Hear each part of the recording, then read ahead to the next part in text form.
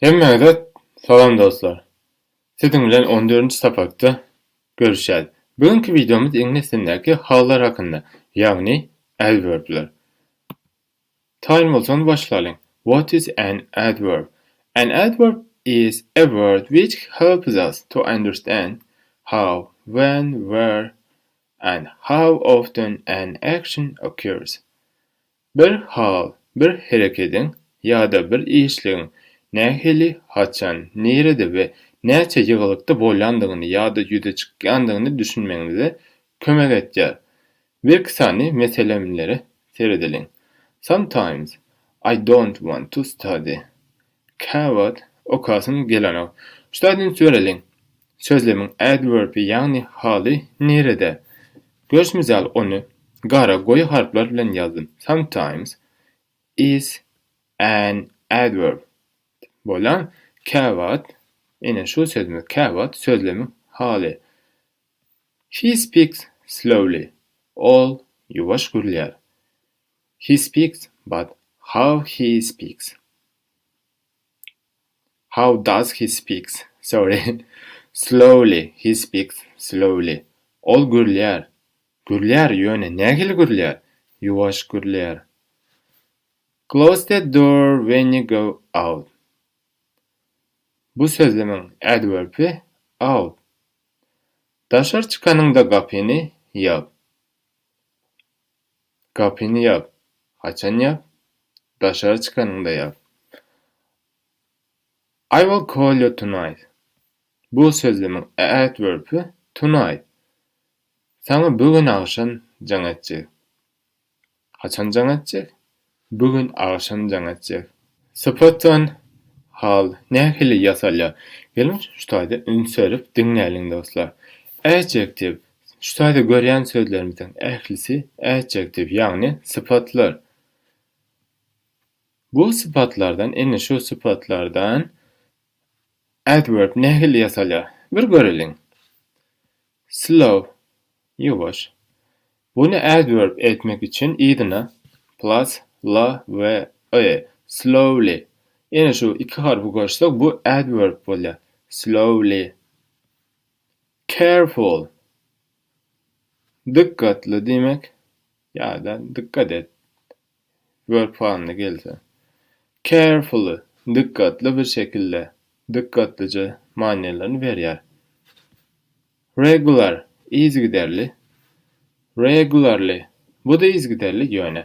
Bu sıfat, bu adverb ýagny hal. Logical manili.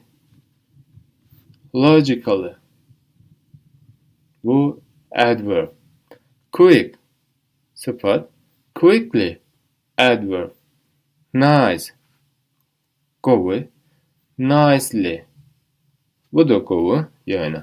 Bu sıfat, bu hal. Happy sıfat. Happily hal. Fast sıfat. Fast sıfat. O berk näçin ly goşulmasyn goşmadyk. Dostlar, käbir sıfatlar var. Yani olary hal ýagdaýyna geçirmek üçin ly goşulanok.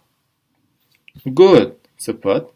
Well hal. Bu good'un hal ýagdaýy well bolup gelýär. Adverbler hakynda bilmemiz gereken, yani başında bilmemiz gereken zatlaryň ählisi ýa-ni iki slaýdda aýdyp geçdik dostlar. Gelin has giňişlen meselemleri seredeliň. He drives fast. Ol awtology çalt sürýär. Sürýär, nähili sürýär? Çalt sürýär. I want to spend my weekend happily. Dinç günümü şadyan geçirmek isleýär. You should learn these names quickly. Sen bu adları çaltyraga öwrenmelisin.